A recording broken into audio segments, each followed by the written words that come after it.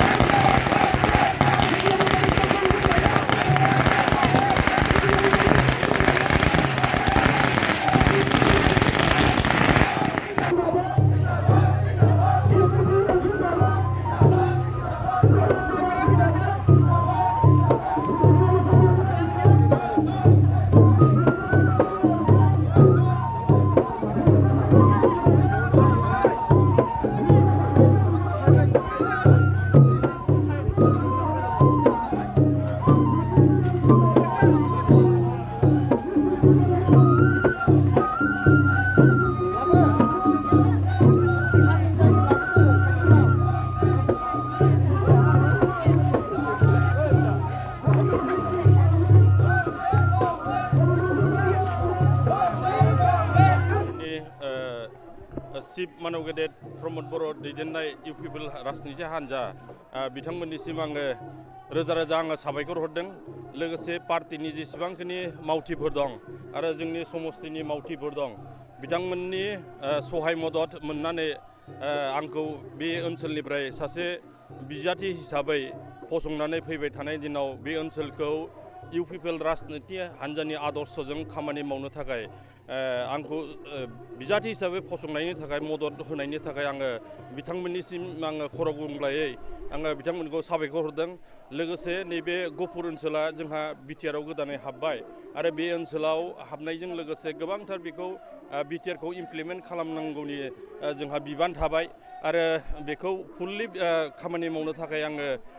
बेवहाय बिथांमोननि सहाय मददखौ आङो नागिरगोन आरो लोगोसे बिथांमोनहा इउ पिपल राजनिति हान्जाजोंनो थानानै खामानि मावगोन होननानै दिनै लैहोर लैहोर बयबो बेयाव नुजाफैदों आंखौ बेवहाय माने हांख्रायदों आरो बरायदों आरो बिथांमोना खोब मोजां मोनदों। आंबो बिथांमोननि सहाय मदद अननाय बेखौ आङो गोसोआव लानानै फैबाय थानाय दिनाव प्रमद बर' दैदेननाय जि माने इउ पिपल राजनिति हान्जा बे माबायावनो थानानै आङो बे रायजो राजानि जेसेबांखिनि समस्या जेसेबांखिनि अभाब अभियोग बेफोरखौ लानानै आङो फैबाय थानायाव खामानि मावनो थाखाय आङो रायजो राजानि खाथियाव आङो थांगोन आरो बिथांमोननि समस्याखौ समाधान खालामनो थाखाय आं अरायबो माने सिबिगोन आरो रायजोखौ रोजा थेंक्स बावो साबायखर बावो बयबो जाहाथे हारिनि मोजां मावलांगोन हारिखौ नायफिनगोन अनसायगोन बिनि फारसे जोंहा फोथायनायबो दं आरो बिथांमोना मावलांखागोन मानो होनबा बिथांमोना भिजन दं नोजोर दं बिनि थाखायनो जों बिथांमोनखौ खोब मोजाङै साबायखर बावो आरो थेंक्स बावो गले गले खुलुमनाय होयो जों गहपुर हालामखौबो बिटिआरआव सोनायनि थाखायबो जन बिजाथि सायख'जानायाबो दिनै जों खाफाल गोनां होननानै सानना लानांगोन दिनै इउपिपिएल दोलोआनो सरकार दागोन बेखौ जोंहा 100% फोथायनाय दं जोङो ओरैबायदि गोजोननाय मोन्दों गहपुर हालामनि रायजो राजा जानानै दिनै रोजा रोजा साबायखर बावगोन जों जोंनि प्रमद बर' सारखौ दिनै गहपुर हालामाव 100 जौखोन्दोआव देरहासार जालांगोनखौ जों नुखाबाय आरो रुजुग्रा सारखौ जों खोब मोजां गोसो गोरबोजों बरायो मानो होनबा सारा सिगांनिफ्रायनो फैनानै गोबां जोंजों बाहागो लाफैदों गोबां जोंखौ लोगो हमदों गोबां गावनि असे लोगो बायदि जों खोथाफोरखौ सावरायो बेखायनो सारखौबो आं थेंक्स बावो सारा दिनै रावखौबो जाहाथे उन्दै गेदेर सायख'वाखै बेखायनो सारा इयुनावबो मोजां हाबा मावलांगोन बिनि फारसे जोंहा फोथायनाय दं बेखायनो दिनै जों ओरैबायदि रंजादों ओरैबायदि गोजोननाय जोंनि गहपुर हालामनि आइजोनिफ्राय लानानै गासैखौबो लानानै जों जे सिगां फारसे जौगालांसिगोन बेखौ जोंहा सिमां दं गहपुर हालामनि जानानै थामोनथाखौबो जों रैखा खालामसिगोन आरो गाबोन फैबाय थानाय समाव जोङो माबायदि जोंनि इउपिपिएल दोलोआ दिनै गहपुर हालामा बेखौ जों गाबोननि समावबो दिन्थिबावनो बिथांमोननि सिगाङाव जोङो खोब गोसो जानानै दं बेखायनो दिनै जोङो रंजानायनि गेजेरजों सारखौ खोब गोगोमै बरायनानै लानो थाखाय जों आखायाव लादों आरो जों बरायबायबो बेखायनो थेंक्स बावो गहपुर हालामनि रायजो राजाफोरखौ आइजो गांखंनि नेहाथारि जानानै सारखौ